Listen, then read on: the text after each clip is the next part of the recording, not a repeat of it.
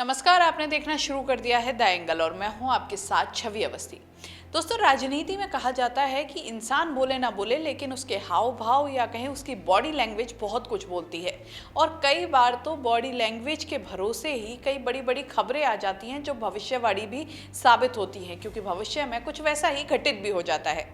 अब ऐसा ही कुछ राजस्थान में इन दिनों फिर से शुरू हुआ है। दरअसल सियासी गलियारों में काफ़ी कुछ चर्चाएं चल रही हैं और वो चर्चाएं चल रही हैं राजस्थान के दो बड़े नेताओं की बॉडी लैंग्वेज को देखते हुए। अब ये दो बड़े नेता हैं कांग्रेस के मुख्यमंत्री अशोक गहलोत और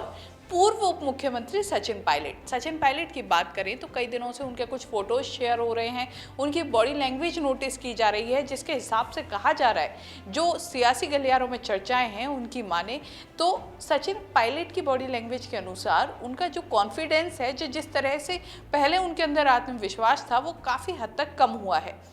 इसके पीछे कई कारण भी बताए जा रहे हैं। सबसे बड़ा कारण है कि मंत्रिमंडल विस्तार की बात की जा रही थी, मांग की जा रही थी, उनकी कुछ मांगें थी जो रखी गई थी, कमेटी के सामने रखी गई थी, आलाकमान के सामने रखी गई थी। बार बार वो उन मांगों को उठाते भी रहे, लेकिन जिस तरह से उनको वापस रेस्पॉन्स मिला, जिस तरह से आलाकमान ने एक तरह से कह सकते हैं कि उनको दरकिनार किया है, जिस तरह से उनकी बातें नहीं सुनी जा रही हैं, उसके बाद उन्होंने कई बार विरोध भी जताने की कोशिश की। उनके साथ जो कुछ विधायक हैं उनके जरिए अपनी बात पहुंचाने की कोशिश की, उन विधायकों के जरिए बयानबाजी करने की कोशिश हुई, कई बार बयानबाजी की भी गई, लेकिन उसके बावजूद कुछ नहीं हुआ। अब ऐसे में लगता है कि कहीं ना कहीं इन सभी वजह से सचिन पायलट का आत्मविश्वास काफी हद तक कम हुआ है।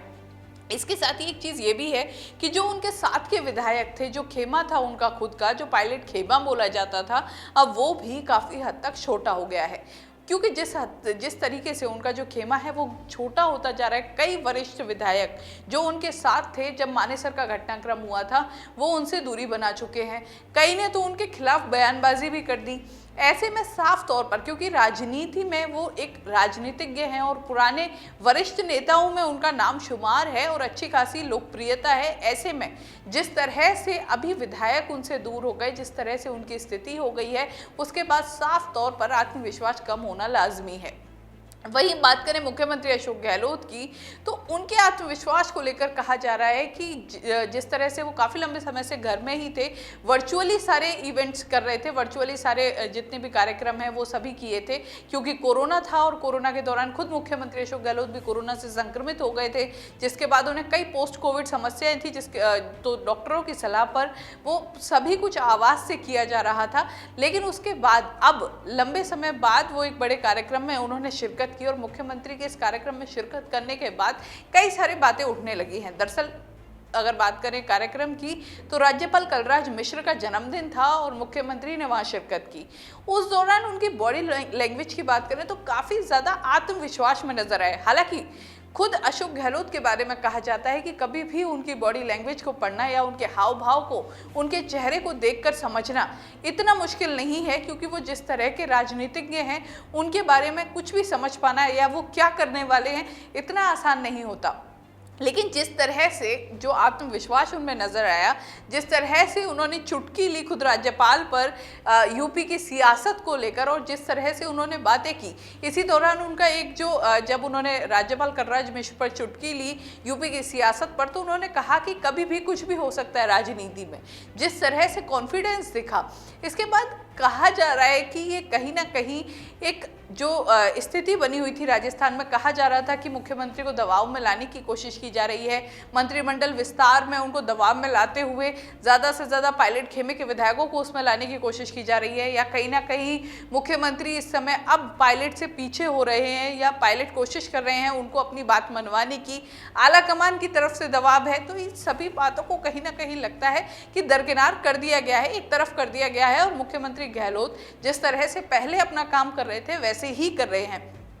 सियासी गलियारों में तो ये तक चर्चा होने लगी है, जो मीडिया में खबरें आने लगी हैं उसके अनुसार, कि जिस तरह से आला कमान ने उन्हें फ्री हैंड दे दिया इस पूरी सिचुएशन को हैंडल करने के लिए, क्योंकि राजस्थान में जिस तरह से कांग्रेस में फूट पड़ी हुई है वो बहुत पहले से है। और कहा जा रहा था कि बीच में अब जिस तरह की स्थिति बनी थी, जब बसपा से कांग्रेस में आए विधायकों ने अपनी प्रेस कॉन्फ्रेंस की, काफ़ी कुछ बयानबाजी की, निर्दलीय विधायकों ने की, पायलट गुट के विधायक तो बीच बीच में कहते ही रहते हैं, बयानबाजी होती रहती है, और खुद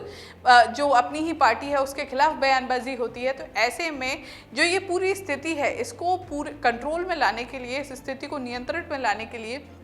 मुख्यमंत्री गहलोत को जिम्मेदारी सौंपी गई थी और खुद सीएम ने काफ़ी लंबे समय तक इस पूरे मामले में हालांकि चुप्पी बनाए रखी, लेकिन जिस तरह से कहा जा रहा है कि इस पूरी रणनीति के तहत अब इस मामले को कहीं ना कहीं पूरी तरह से फुल एंड फाइनल करने की कोशिश की जा रही है, जिससे कि आने वाले समय में इस तरह के मामले दोबारा ना उठे और चुनावों में इसका कोई खास नुकसान ना हो पाए। क्योंकि अभी अगर इस मामले पर नियंत्रण पा लिया जाएगा तो भविष्य में जो चुनाव है उसमें इसका ज़्यादा नुकसान नहीं होगा। तो साफ तौर पर लगता है कि दोनों ही नेताओं की बॉडी लैंग्वेज काफ़ी कुछ कह रही है। जहाँ एक और रहा है कि सचिन पायलट कहीं ना कहीं हताश होते जा रहे हैं, वहीं मुख्यमंत्री अशोक गहलोत की बॉडी लैंग्वेज को देखते हुए लगता है कि काफ़ी ज़्यादा कॉन्फिडेंस नज़र आ रहे हैं। तो एक बात तो साफ है कि आने वाले दिनों में अभी मंत्रिमंडल विस्तार भी होना है। ऐसे में किसका पलड़ा भारी रहता है, किसके खाते में ज़्यादा कह सकते हैं कि मंत्री जो उनके विधायक हैं वो ज़्यादा मंत्री बनते हैं। क्योंकि जिस तरह से गहलोत खेमा मांग कर रहा था, क्योंकि उन्होंने सरकार बचाने में सबसे ज़्यादा प्रयास किए थे, चाहे निर्दलीय विधायक हो या बसपा से कांग्रेस में आए विधायक हो,